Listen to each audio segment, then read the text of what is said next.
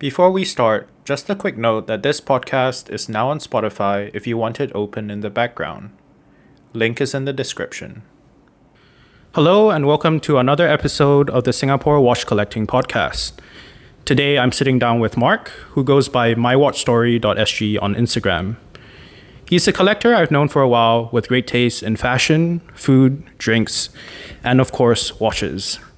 And in my opinion, he also has one of the best Vacheron collections in Singapore. So first off, it's been a while. How have you been and what have you been up to recently? Thanks, Sean, for having me. High praise coming from you about the best fashion collection in Singapore. I think it's one of the most unique maybe as well. But For sure. A lot of people out there, I think Vacheron has always been, as a brand, been very understated, and so has its collectors. So I think there are many more people out there that deserve that. But thanks for having me again. Been quite busy with life, hence the long overdue catch up. So new job, starting a new phase of relationship, getting married, and Congratulations. So watches has sort of been on the back burner for a bit, but of course, as a sort of hobbyist, they're always sort of there and around. Not many new watches coming in, but new straps, and we can talk about that later. Right, for sure. Yes. Yeah, but still very much involved in the watch scene. With a smaller group of friends now that the world's opening up, it's getting a bit busier. Yeah, I think people have just been traveling around, you said, work is busy. So yeah, I mean, awesome to see you again. I think it's been at least a good few months or maybe even a year since I've last met you. But I think when I think of your collection, at least when I first started following you, it was probably more stuff like Seikos. I remember you had a Rolex once upon a time. One and only. Reverso, a Reverso, stuff like that. And then, was it 2021 or 22 when I feel like all hell broke loose for your collection? And it went from 0 to like 2,000 real quick. Can you just, the typical question, but how did you, start off watch collecting, especially with a focus on, I think, past 2-3 years, because it accelerated. Wow, where did I start? So, I guess I've always worn a watch, but mainly just a G-Shock. Even as a kid? Even as a kid, just a G-Shock, Casio, something, baby G's, all that kind of. Right. That's it. It's mainly just for telling time, making sure I wasn't late for tuition. That's it, right? And so I've always liked that. And then I guess started with my dad, 65th birthday, and we thought, look, what do we get him? Retiring, big milestone. Asked a friend, said we were about to buy him a really good bottle of whiskey. Okay. And a friend said, don't, because it's going to be drunk and it's going to disappear. Buy him a watch. And so he what did your dad do? My dad's a pilot. So, okay. But pilot, so finishing 45 years in the industry as a pilot. So he thought, the guy loves flying, and pilots, I guess, in the older days were more technical. They really love and were passionate about flight. So we went to Hourglass at Paragon, and we had a look inside there. Yeah. And of course, you look at pilot watches, right? So IWC Big Pilot, Zenith Pilots, a whole bunch of stuff. And somehow we said, nothing a bit too mainstream, right? Getting a pilot's watch. But we said my dad likes engineering, so we chanced upon the Defy 21 El Primero. And yeah, man, that's the first watch. Yep. Not for myself, but for him. We gave it to him on his birthday. And at Valentino's, we gave him his birthday, surprised him, very happy, went home, happy, drunk. I was in my room about to sleep. He walks in and says, Mark, since you got me a watch, I got you a watch too. Oh, wow. And like, why, right? How? Doesn't make sense. It's not my birthday today. It's your birthday. And then he presents to me the Bell & Ross GMT. But this one is special because it's a collaboration with the Airline Pilots Association Union. Okay. So it's one of like 100 or something, I can't remember. But so is that a association just for Singapore or? Yes, just for Singapore. Okay. No, not even one of 100. This is one of 18 watches. Oh, wow. So pilots subscribe and they say, I want that, and then they issue out, it's like a pre-order. So it's limited by pre-orders. It's not special, it's just a pre-order number. So he gave this to me, and the Bell & Ross 123 GMT was a watch I always wanted, and for a very stupid reason, but now when I look back, it means a lot. I liked it because of the rubber strap. Yeah, it looks really comfortable. It's a woven rubber strap. Yep. Or woven pattern, And so I loved it for the strap more than anything. I mean, even the case and everything like just looks really cool. Yeah. So very nice and very old school. Pilot's watch again with GMT. So got that. So that's how I started, and then that's it. So man. that would have been like your first sort of serious watch. First serious in a watch. way. I mean, more than $100 watch. Right. Right. And then that's it. And then I started looking at Seikos. Boom. Right. Went right into Seikos. Yes, I remember that phase. Yeah, went right into Seikos. Played almost every Seiko I could find. Met a few great dealers in Singapore. Yep. Got introduced to a very fantastic line of watches called the Seiko Superiors, Seiko 5 Superiors. So bought them as well. Had a whole set at one point. Yeah, I remember you had like the full, almost set like a of full five collection. of them. Five of them at one point. And then of course start posting. People want to buy them from me, and I'm like, sure. Right. I never wanted to let them go. You know, I was very proud of that set. Finally let a few go. I've only got 3 left, and I've kept probably the ones that I can see myself wearing the most. Actually, so rewinding it a bit, so how did you get into Seikos exactly? And I think you sort of like went quite deep into it. Even when I first met you, you were super knowledgeable about them, and even seeing your Instagram posts, like looking at your collection, obviously you like knew things quite well. So like what was it about Seiko as a brand that you found so interesting at the time? This was during COVID, right? So first they were cheap. Affordable, cheap and affordable. I could afford them. It was relatively easy to get. There were many of them flying around Singapore, so I could get my hands on them. And great sort of design. I mean, the fact that they also had a lot of homages or designs that paid tribute to other designs. So quite funny, but you could wear a similar looking watch at a fraction of the price. Yes, right? for sure. A percentage of the price of what Oak or Nautilus would cost. Right. Or even some of the vintage dress watches. If you wanted a day date, you could get a Seiko day date equivalent. Yep. Right. And so those are great for me to get into it. And then just the different variations. There's so many you could pick from. You go deeper into it. I've got a watch that resembles a Jean Elegante. Like K shape. Yeah. So no, it's the technology. Oh no, I remember that. Yes. Yeah, you showed me that before. Yeah. So so you go into that and you think, wow, Seiko has done it before. Technology wise, they've been there, they've done that. Sure. And then of course Grand Seiko with the colors at one point, the dials were coming out in many different textures, and I like that too. Couldn't really pull a trigger on one, but yeah, just the whole Seiko line. And then when you go there, you go into Credo. Yes. Then you realize they've got not just affordable watches for mainstream market, they go all the way into high horology. Super fine. Right? Yeah. Super fine watchmaking. I've seen a Cradle before in real life. It's really gorgeous. Yep. So yeah, Seiko's really got a whole world of watches for you to enjoy. Right. Of course, the only, I guess, people comment about it was Japanese, right? It's Asian. Because they do it with like cars and everything, right? Yeah, exactly. Like so Lexus, it's Japanese. Exactly. But if you take that away, it's a great watch to wear, and then even today the Seikos still get comments. Yeah. And I'm curious. Just now you mentioned, of course, Seiko and then Crador. I feel like the big one that's missing in between is, of course, Grand Seiko. Is it also one that you looked into at the time? I don't think you ever owned a Grand Seiko, right? No, always want one. Really want one. But just too many out there at the moment. Right, and a lot of limited, like different editions, whatever. Too many colors. Yes. You never know what's coming next. At one point, I just lost a little bit of love for it. Right. Because everyone else. Then at one point, I guess you know me. A little bit about you. Try to go for a little bit of uniqueness. Yep. At one point, almost everyone had a Grand Seiko. Yes. At one point, at least and one, then he was probably. Like, okay, cool. I mean, at the time, I think during COVID, like the snowflake was a big thing. You'd see videos like, it's super good value for money. The Zeratsu polishing, and all of that. And obviously, I think they're nice watches. But like you said, I think your taste veers towards more like you want to collect some unique stuff as well. And understandable. When everyone has one, it kind of detracts from the urge a bit. So no, I've still kept Seikos. It's just now these are the ones that are a bit more unique, a bit more special to me. So they're still around. Got quite a few. Got almost a box and a half full of them. Actually. No, awesome. 8 of them, so still have them. Yeah. So moving on from Grand Seiko, I think another brand that you've had or rather Seiko is like one chapter of the journey, and the next one I seem to remember is that you sort of went back to Bell and Ross naturally.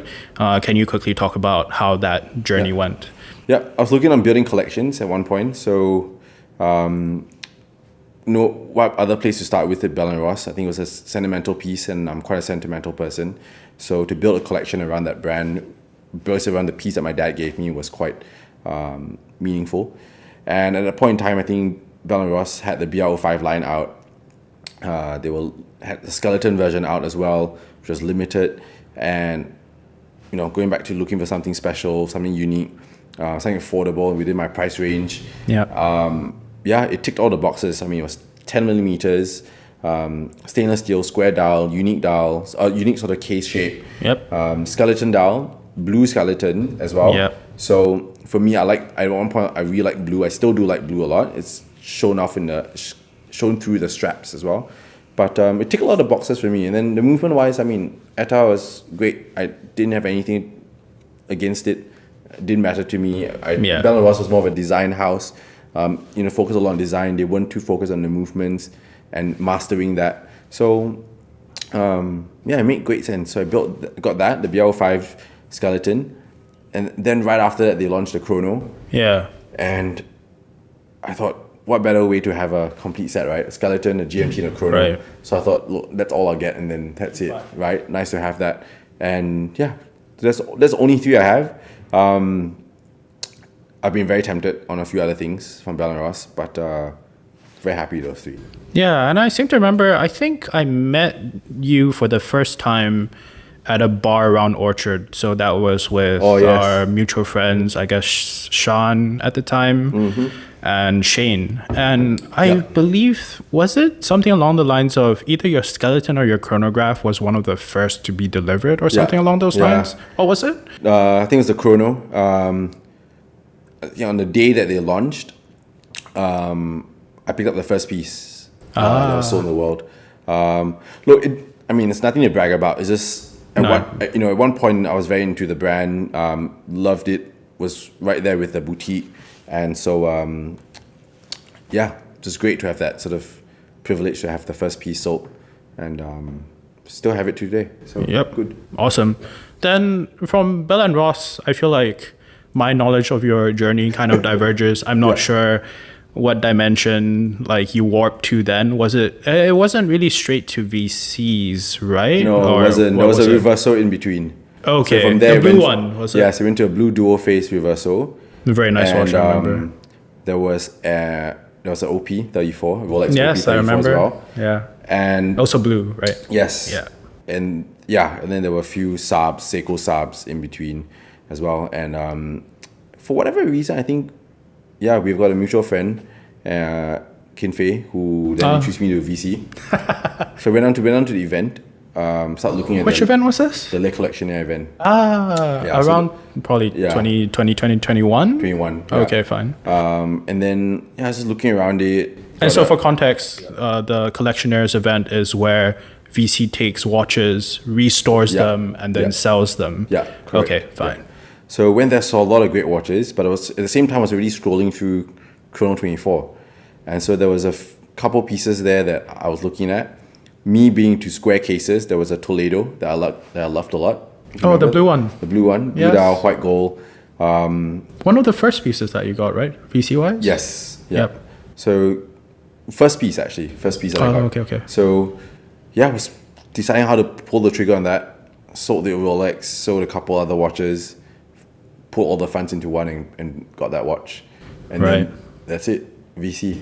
From there on, I saw the Le Collectionnaire event was great to see the different sort of styles and designs and what the heritage of the brand. But from that first watch, then it became a deep hole that I've somehow barely came out unscathed. Thankfully, with some good pieces. Awesome. But that was it.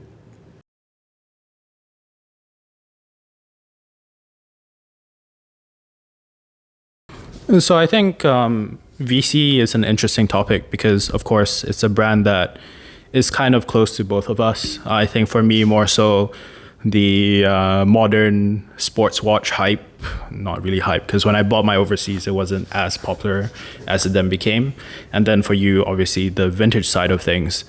Of course, our good mutual friend and enabler, I think you call him Poisonous, which totally understandable. But he was, I guess, the main person who kind of guided you towards this journey. But that aside, coming from the Seikos, the Bell & Ross, JLC, Rolex, what was it especially about VC? Because, when you talk about vintage watches, there are a lot of brands that you can deep dive into. Like Pateks or like even APs to an extent. But like, what specifically was it about like VC that gave you the confidence to sort of jump into it? Great question. I think that's a great thing about a brand, right? I think it represents so many things that some of it's tangible, and some of it the way they built the brand, and it's qualities that can't be measured or can't really be described.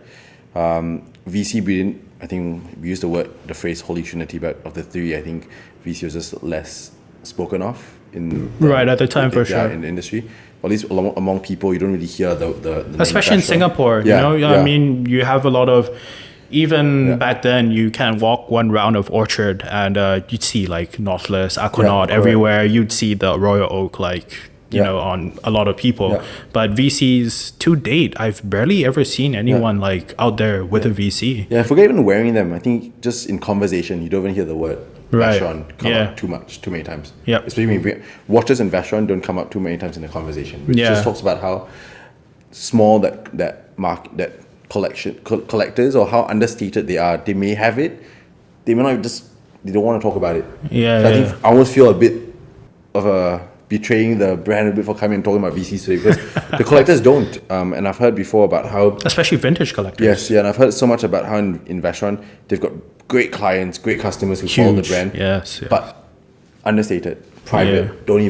They don't even come up and talk about and share at all about the collections they have. Yeah, so at this recent event, I think they had an exhibition at around MBS. I forgot, it's sort of like a bit outside MBS. Yes, Art Science Museum. Right, exactly.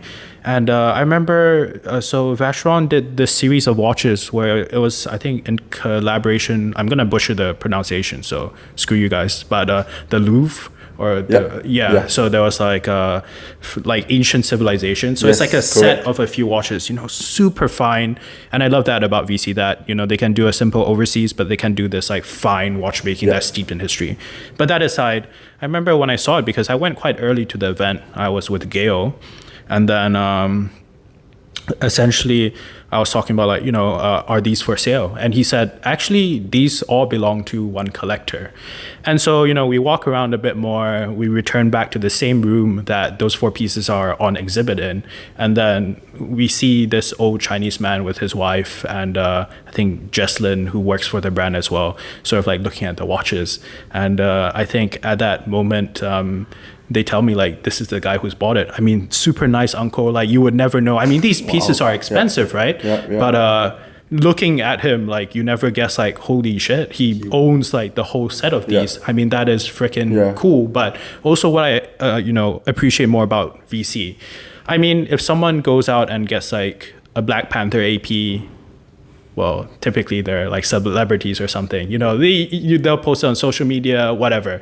If someone gets a super high-end Patek, likewise, I think people are more showy about that sort of thing. But with VC as a brand, I think generally compared to the other brands, the profile of collectors who go into it are not so ostentatious, not so loud. And it's values that you kind of or for me, I'd want to associate myself more with. So but on that note, we can slowly move into how stereotypes have been broken in this world as well. Sure. I mean, you and I have met a lot of people who own Pateks and APs who are great people. And also own VCs who are totally different of the stereotype that we talk about, who are still also nice. And then there's a whole bunch of people that we pick our circles, right? So right. Yeah. So there's all. I mean, saying that there's all stereotypes, but we've met a lot of people. So anyway, back to VC. So then, just went through the designs, got more involved, research more. Instagram's a great place. You follow the Hour Lounge. Also a very dangerous place. Very dangerous place. And then you see all these collections that people have. And then, you just start hunting, you start looking, and you start seeing things. And then Chrono 24 is a great place. There's a lot of great pieces that were undervalued there. Right. And I got some good deals. But,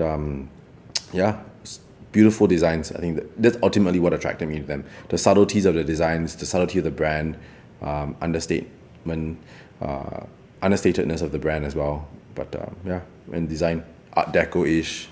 Yeah, awesome. Yeah. And I think especially with VCs, I'm not really knowledgeable about vintage VC, but I think when you look at most other brands, the range of their vintage is not quite there. It's nowhere near, for example, the selection that you have here. There's so many wildly different designs. Yeah. But I think, let's say with AP, of course it's a low bar, but when you think of vintage AP, there really isn't nearly anything like what VC has with its history and its long sort of product line. I think there is actually. So I think there is. I think it's just a lot that's not being talked about. I think in AP there's a lot with whether not, and not used to own vintage APs as well, and whether it was Edward Piguet's and a whole bunch of stuff in skeleton perp cals. I've seen a lot of his stuff at one point. Yes, I remember that. So there's a whole bunch of stuff there. Patek as well. There's a whole bunch of stuff that really people don't talk about. I think maybe I'm not in that circle, but I know I've seen. I happen to just be in VC more, so that's where I guess I've seen a lot more. But there's still a lot to learn. There's still a lot of things that are popping up that I'm surprised myself when I see them. And I suppose it's not been documented that well. Like some pieces, even some that you own. I seem to remember you having trouble, or it was quite the adventure to find out exactly what you had bought, or things like that. So that was quite interesting. So even the malachite dial that I have, so no one's seen it. Apparently, it's the only piece that's been floating around. It was a watch that I saw 2 years ago. Missed a chance to buy it because I wasn't sure about stone dials. Right. Chanced upon it 2 years later and said, "Oh my gosh, it's the exact same watch from last time." So it's that same piece. Do you know if it's piece unique, if it's only one, how many were made? Right. I can ask the brand and the house to do some research for me and let me know. But on social media, at least, that's the only one. That's really cool. But I think before we dive into the different pieces, maybe let's just go back to the beginning of the VC roller coaster for you. I suppose the first one was the Toledo, as you mentioned. Yeah. Then from then on, roughly, where did it go? Then it went from Toledo, which was a really small watch. It was 34 by 34, if I'm not wrong. Yep. And I thought, oh, wow, I can actually wear small watches. And I really enjoy wearing small watches. And so I think right after that, I got the Oval, VC Oval. I call it the Oval. There's no name for it really. Right. I remember that was another one where it's what exactly is this? Yes. Yeah. And then it was the first platinum watch that I ever owned as well. And I thought, great shape, and I think after I bought that, a couple more other people in Singapore has bought in the yellow gold version of that. Yes. So, what's her name? Anyway, there's another female Pearly, collector. And then there's another one. Yeah. There's two of them, two ladies that own that now. And so I guess kind of proud that they got to understand and appreciate the watch and the brand through that. Then after that I think it went into jump hours. Yes. Got the jump hour, and actually even your history with jump hours, you used to own one from, was it Omega? From Omega. Yes, I used to own Omega jump hour, which went that also funded the Toledo. Yep. In some ways, nice. So that and the OP. Going to jump hours. I realized there was 2 jump hours made by VC, which was that and also the Saltarello. So, somehow got both. The 47101 came up as well, so got of that. Course. Had chronograph, a lot of history behind that also. Actually, before we move on from that one, I remember when you first had the 47101, we were having this whole conversation about, I believe at the time, yellow gold wasn't really your thing. And that was a big concern for you to, because it wasn't cheap either at the time, right? Yes. But for you to be jumping into that watch, spending so much on a yellow gold piece. What was your, experience around that whole watch? Because obviously a lot of Singapore collectors pick that up. But yeah, for you, how was it? It was definitely a experience for me. Yellow gold was not my thing, I think, but there was other versions available. I think I really wanted like the yellow gold black dial. There was a platinum version, but those were super hard to get. And I think let's just question myself: am I willing to try yellow gold? Right. And I just said, sure, let's give it a go, because if you don't try it, you really never know. Again, I'm sure Kin Fei had like a big role to play in all of this. He did. But no, we talked about it and we said, yeah, let's go for it. I still have it, but definitely of the 4 metals, platinum, white gold, rose gold, and yellow gold, I still gravitate towards the white metals. Yes. A lot easier. Yeah. It's an easier pickup for me when I leave the house. So yeah, white gold for sure still ranks top. Rose gold, and then yellow gold by the end. But right. It's nice to have in a collection. So I think probably I bought it because I bought a few already of other watches in other metals. Yeah. If you told me that was my first VC, first specialist metal watch, I probably wouldn't have done that. Yeah. But because I did that, I bought other watches already, then I was a bit more open to buying that. So, but yeah, good, nice, happy to have it. I've got 2 yellow gold watches, and probably that's the most I will ever own, and that's it. Yeah. Oh, never say never. But beyond that, what else? Oh, there's a very special one that is my first time seeing in person, which is really cool. Yeah, so that's the Jalousie. Again, a watch that I've seen before. Any idea what that word Jalousie, even means? It means shutter. Oh, okay. Yeah. I almost said like jail cell. So. Yeah. So the inspiration is actually from a watch. VC has made a shutter watch before as well. Yeah. Which Ronnie M29 on Instagram. Okay. He also has it.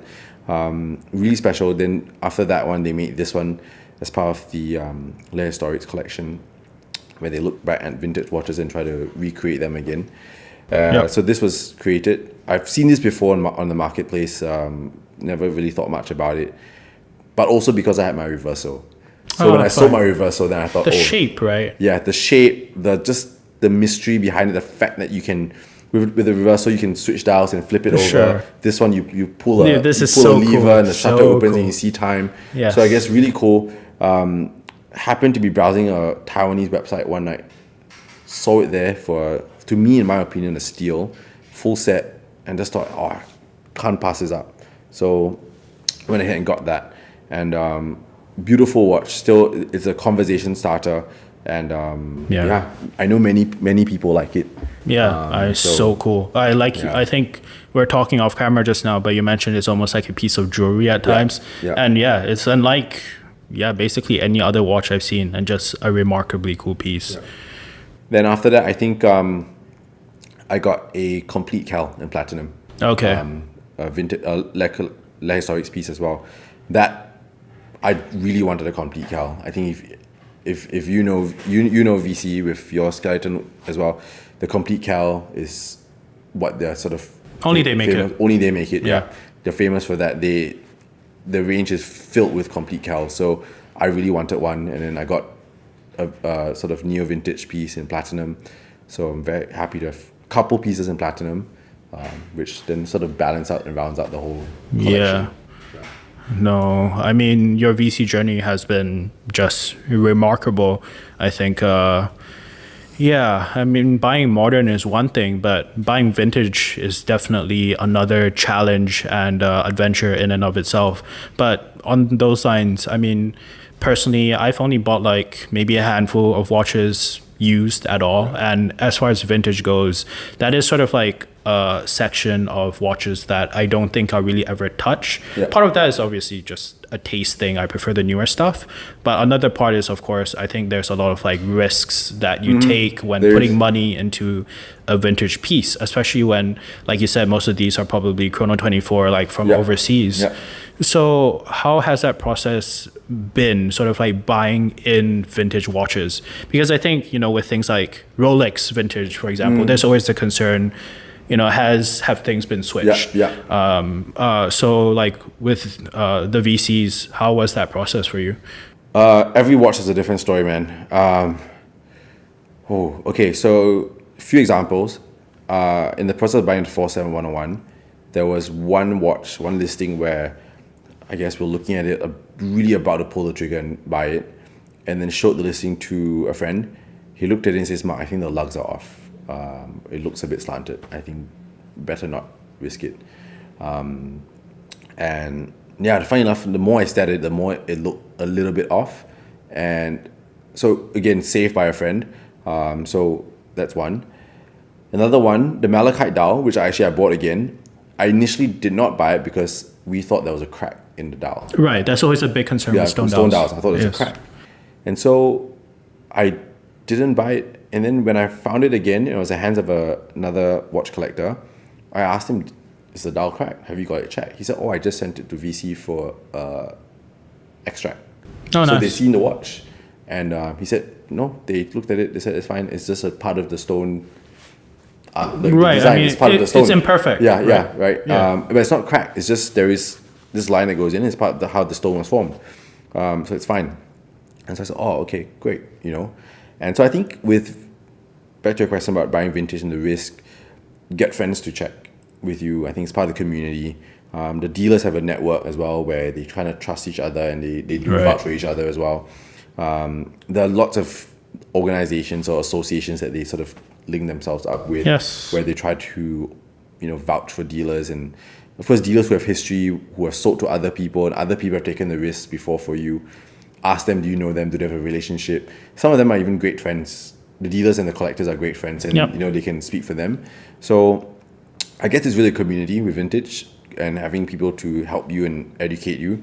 And then sometimes if it doesn't feel right, don't buy it, and then wait. Right. And then sometimes, with the malachite dial, it popped up again, and I had the guy took the risk, had the right information, and sort of reassured me that everything was fine. So yeah, I guess there is a risk. If you're not willing to take the risk, don't take it. It's not worth it. I guess for me, maybe I am a little bit more willing, but definitely a lot of fear as well. A lot of fear when you go into buy. I think that is necessary, right? You can't just blindly go into it. And I'll tell you that I've had 2 watches already bought. The Jalusi, the shutter watch actually stopped working one day.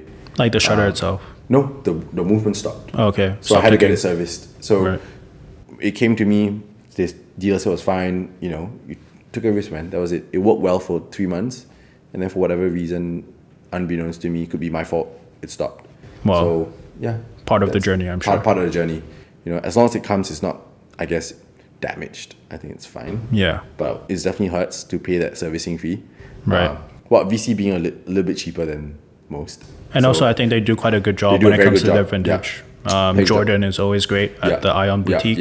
That is also why, it's one thing to, or rather, buying my Perpetual was a big decision for me because that was the most expensive watch that I paid retail for. But knowing how good the service was sort of gave me confidence in that. Yeah, correct. So no, they've taken and with Jordan, you mentioned you can go in there, pop in, pass in a watch. He'll open the case back for you and have a look at it and tell you whether or not. Exactly. Is it about to break down already or not? Yeah. Do you need to service this or not? Yeah. So even with my complete calendar, there was a problem where I was pushing the moon phase, and so that piece came from the UK, whether it was during shipping or whatever. Eventually it got to a stage where it was brand new, but pushing the moon phase, it didn't move, and even turning the time, it didn't move. So Jordan took a quick look and just took the watch, went into the back. 5 minutes later, he comes out and says, I think I fixed it, and demonstrated that it's working again. So essentially, with that watch, since it's open dial, you can sort of see the levers underneath. Yep. And so he explained that when you have a pusher, it sort of pushes against it to move the moon phase. Yep. And what had happened, it was just the gears or the levers were a bit misaligned vertically. Just went into the back, fixed it, done. Yep. I think with most other brands, let's say a Lange, where all their watches have to go back, or most of them have to go back to Germany. It's a very long process. That's not service that you can expect from them. But with VC, that's what gives me confidence in this brand. And it's very unique to know that in this industry, these brands are all owned by big conglomerates. Yeah. But yet very different sort of delivery of service. I think before we sort of end the whole topic about Vacheron and move on, one thing I wanted to ask you about is, at least for me, I'm not wealthy or well-to-do enough where I can just dump money or dump like whatever money into watches, and it could go to zero and I wouldn't care. Like personally, I would care. So or rather, I hope there's a day that comes where I can just mindlessly buy whatever I want. But in your case, I think with vintage is also kind of challenging because, of course, some of these pieces aren't exactly cheap by any means. The 47101 is like one where I think at its peak, what did it hit? Maybe 40? Okay, high 30s, stuff like that. Which, for that sort of money at the time, maybe you can buy like a new VC overseas or basically a nice like modern sports watch where, you'd be more assured that value retention wise, it'd be fine. So I think going into purchases like these, which, are by no means cheap, like they add up as well. Yeah. How is your thinking process like going about it? Great question. I think at that time, buying these watches, I had less things to worry about. Okay. No wife, no sort of immediate future, and jobs are good. Things are, I was in a good industry during COVID. Things look good. So I guess less things to worry about. Money was a bit freer. Now now that I actually buy less. I haven't bought anything for a year. Right. So it's just priorities and where you want to put your money, right? And I think at that point in time, I was okay with the risk. Looking back now, if you ask me, am I still worried about the watches? Yes. But I think, look, if for us corporate people, if just maintain the job, do good work, earn the salary, you can build it back up again. Yep. You're not frivolously gambling money and then using the gambling proceeds to go and buy a watch. Right. And you're risking more, right? I think we do still have a day job where we can extract value from and earn some salary. And you're still young. Yes, and we still have a long runway to go. So look, let's say even if I do lose all the money, I don't lose all. So let's say hopefully that market goes all the way down. I get maybe 20% of my entire inputs back. So I lose 80% of the watch value. That's worst case, almost worst case. I stop the bleeding. No way it's that bad, but it's not that bad. But let's assume, right? Sure. Then just hustle up. Work safe for the next few months, and then don't make the same mistake again. Actually, that's a good point because it sounds so cliche, but things like health or time are like things that you can't get back. But money is also one where, first of all, like importantly, we buy what we like. Yes. But on top of that, even if the value goes down, it's like if you enjoyed it, fine. You have time on your side. So look, with watches, if you really love watches, and and I think many people do wear it for different reasons. If there's intangible value as well. You wear it, you go out, you meet new friends, you build your network, you meet new people in your life, you become friends with them. One day you need a favor. Sure. And if for all the good things that have come about because of the watch that you wear, you can get one favor in a time when you need it. Did that $30,000 make sense? Right. Maybe it did. Maybe it didn't. I don't know. But there is intangible value to wearing watches, to meeting new people and building that network. And for sure. And I think like jumping, more in a different direction, but on the topic of wearing watches, I think you're one of those where, you're not afraid to wear your vintage stuff, regardless of, how old they may be.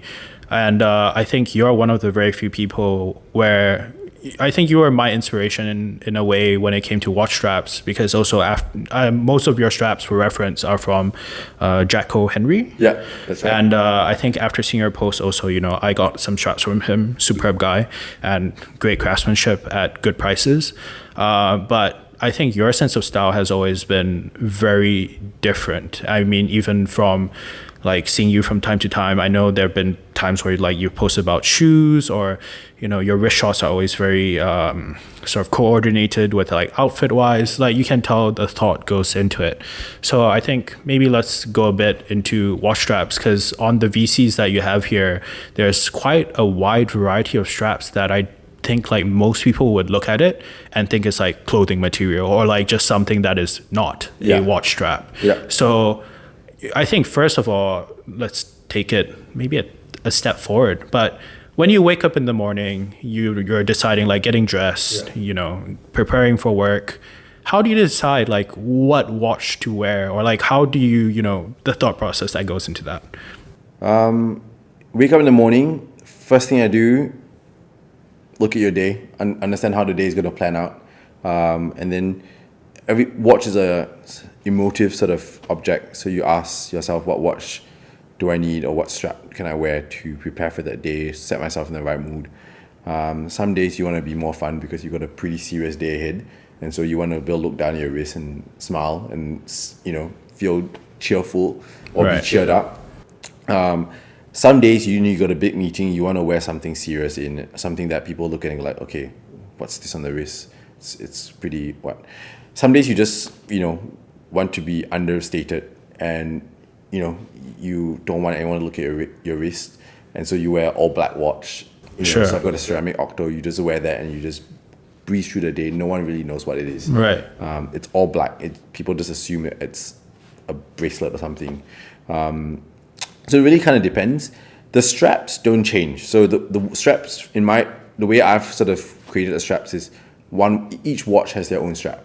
So if you understand the watch, or you understand how you want to wear the watch, then you only need one strap. Yeah. For me, I struggle to understand people who buy 50 straps and, you know, every other day they're changing a strap, right, for that watch. To me, it's, if I know how I'm going to wear the watch, I know what I want that watch to bring to me or what I want it to exude, then yeah, I kind of know the strap that I want for it. And so you mentioned Jack Henry. He's been great. I go to him and say, look, I think this watch needs this sort of feel to it. You know, what can you do? And then we spend an hour at his studio and we talk about different colors, different patterns, different ways to do stitching, for example. And then somehow he pulls out the magic, man, and brings out the materials that I need. And I think today, you know, we've got 3 watches here, 3 VCs with watch straps that were hidden in his Tupperware box, right, that he thought no one wanted. Yeah. Right. And he thought no one would ever ask for these. And so he just said, I'll just experiment with it, see how it turns out, and then put it away. And then here I go in, digging through a Tupperware box and saying, oh my gosh, why do you have this hidden away? And he says, oh, do you want it? I was like, yeah. Okay, interesting. Great. So he's a great partner to have. He experiments and he likes to go crazy too. So we sort of help inspire each other. Yeah. So, you know, you get natural leather that has been dipped in paint. You get a blue and white tie-dye strap. And then you get kangaroo leather, which looks like denim, which is, so unique, so out of this world. Yeah. You know, it makes the watch feel even more special because it's on it. Yep. And then there's other stuff, you know, there's other stuff with different colors, different patterns. And somehow you just need to ask yourself what suits that watch. So one of them has straps that represent the company that I work for, the colors. The malachite dial, you know, it's green, but I wanted something fun with it, so I got a yellow strap to go with it, just to go way left field. So yeah. I completely agree with you. I think, you know, when I was first getting into the whole like strap game, that sort of thing, there was a phase where, you know, you kind of just like get a bunch of straps, like switch them out or do whatever. And I remember maybe one of the first watches that I started playing around with straps for was my Lange One Moon Face at the time. So rose gold, yes. I did like a bunch of weird shit with it.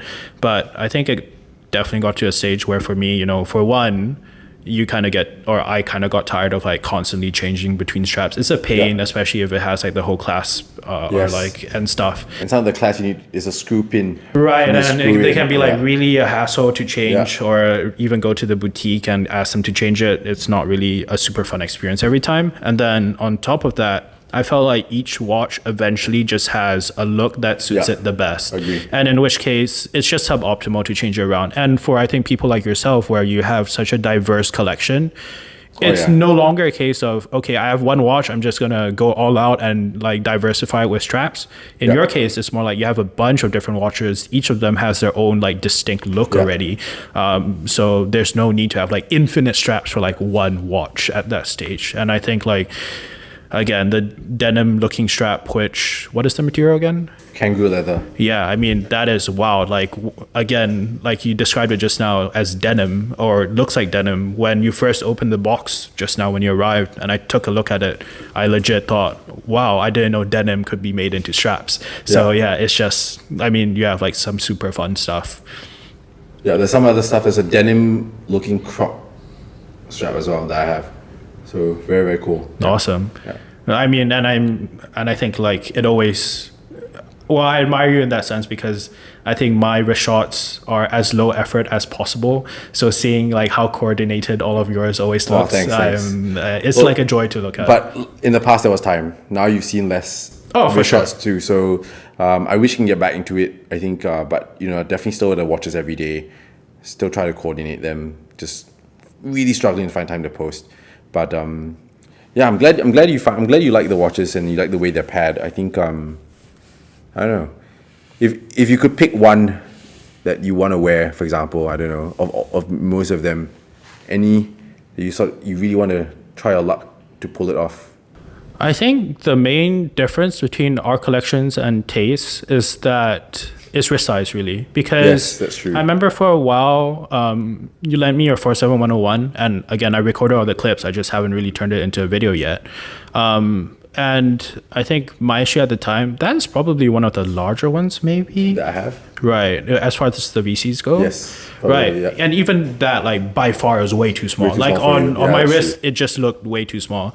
So it's not that I don't want to try them. It's just that I know that on my wrist, they're not going to look good. If I had a smaller wrist, however, I don't know. For some reason, the bathroom scale like really calls out to me. I remember we joked about it way back when, and it might have even turned you off like getting the watch at some point in time. Yes, you called the bathroom the weighing scale. And And I never wanted to buy it. And then who knew that I would buy it? And I remember being embarrassed to tell you that, Sean, I bought the weighing scale. Yeah, watch. I remember when you just picked it up, and I was very surprised. But I think it's just that watch with, I'm not even sure how you describe the lug design exactly, but the case, the lugs, the polishing, and just, I think retrogrades are cool. Obviously, I assume that you haven't really kept super up to date with this year's releases, but VC has gone back to retrogrades.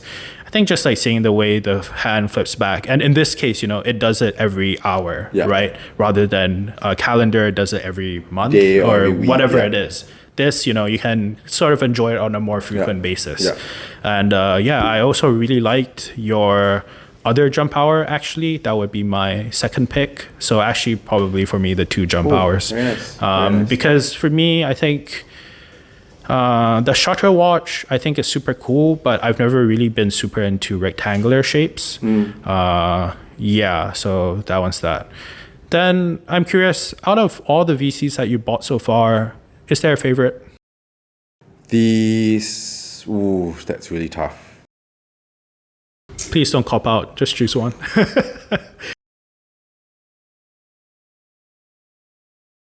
Right now, it's the Shutter watch, the Julius. Right now. Was that also the last purchase? Could be. One of the later ones for sure. One of the later ones for sure. Yeah. Very close to that is the Saltarello. Okay. That one really is a joy to wear. The retrograde is so strong, you can actually feel it in your wrist sometimes. I'm not sure if that's a good thing, but no, it's strong that you can feel it flick. Yeah, it vibrates. It vibrates a little bit, and you go like, oh, okay. And you look down, and you're like, oh my gosh, it really is the hour. Interesting. I never thought about that. It's a powerful retrograde in there.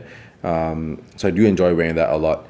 And I don't want to cop out, but I do enjoy wearing all the VCs. But right now, the Gelusi and the Saltarello are probably top 2. I mean, it's obviously a mood thing, right? Like if you ask me what is my favorite whiskey I've ever had, or like if you had to have a whiskey right now, that answer always differs on like your day or like what you've been through that day. How exactly you feel in the moment. You can go like PT or like more sherry or whatever. And I think again that is purposely an unfair question, just to just to rub it in me. No, not to put you on the spot purposely, but just to like see how you sort of like figure it out or how you think about your collection, because it's so wide. And I think one final watch that you brought today, which we'll just briefly touch on, of course, is that gorgeous Breguet Regulator. Yeah. How exactly did this one come about? This one came about thanks to you, my dear friend. You've always had No, I still do. You still do? You still do? Yes, So I yeah? still do. Yeah, so you've always had that Breguet Regulator. I've always been intrigued by it. And one day I think I plucked up the courage to ask you if I could loan it from you for a while, just to get a feel for it. Either that or I offered, like, very gladly, knowing that I poisoned you into Yeah, it. and then I took it, went back, and I said, wow, this is really such a great watch to wear. I never thought I would own a Breguet. This is the only Breguet that I have, and I think I don't foresee myself buying another one. Yeah. But I've always wanted a regulator as well. I think it's very unique sort of dial layout, and for a corporate person, I think it's really cool because all you really care about for us when we go to meetings is whether it's the half hour or whether it's the full hour. Right. Because then the meetings end or the meetings start. Interesting. And so all I need to look for is the minute hand. Yeah. I actually do not care what hour of the day it is. Whether it's 2:30, 3:30, it doesn't matter to me. All I care about whether it's 30 minutes or an hour, and I know whether a meeting starts or ends. Yep. And so the regulator was really fun for me, to go to a meeting, look down and go, yep, minute hand lines up, meeting's done, or meeting's about to start. Sure. And then, in platinum also. So I think yours was rose gold, but I think the rose gold and platinum had a different dial layout. So this one, the minute is in the center. Or rather, I think mine was like a specific like anniversary model, and I know like Breguet's, if you try and look up information on these, it's like so hard because it's just not so well documented. But I remember like seeing yours, and it's really cool to see the different dial layouts. Yeah, I think yours, the hour circle, the hour sub dial was at the bottom, which to me, I like that having the hour sub dial at the top. I mean, listening to your explanation about like how a regulator is useful for you, I mean, it makes sense as well. Yeah. So, really love this watch. I still wear it. It falls on the list of daily pieces that I wear. I mean, Breguet is just such an underappreciated brand. Like considering what they do as well as their history, super underappreciated. But I guess we've gone through most of your watches, and I'm curious to ask you this almost like last question, but you've been uniquely sort of out of the watch game, or not out of the watch game. I mean, you still wear them, but as far as like buying watches go, it's been quite a while since your last purchase. So I'm not sure like how up to date you are with different things or whatever, or how often you like search them up. But is there even like a dream like grail for you that you would like to get someday? No, I am very happy. Very, very happy. I don't see a dream or grail or anything. It would be nice to buy a piece from the La Collectionnaire program at Vacheron. I know they've got some really cool stuff in their vaults. Right. Expensive though. Yeah, I missed one last year. There was a really great case and dial variant that I really like. I can't remember what it was, but it's super Art Deco-ish, and I really wanted it. Interesting. But I had COVID when the program launched. And that's it. Okay. The minute you're late by one day, the collectors in Singapore are going to snap it up. Right. So missed out on that one. So I would love to get a piece from there. I think I would like a real nice Art Deco piece from them that's been restored by them, guaranteed by them, and everything put back into original order. But no rush. They'll always have pieces there, and if not, you can find them on the market somehow. But we'll love a piece from them one day. Thanks for watching. Next episode of the podcast will be a three-way with Ryan and Kevin, with more of a focus on modern watches. If you enjoyed this video and want to see more, please consider liking and subscribing. The support means a lot. Thank you.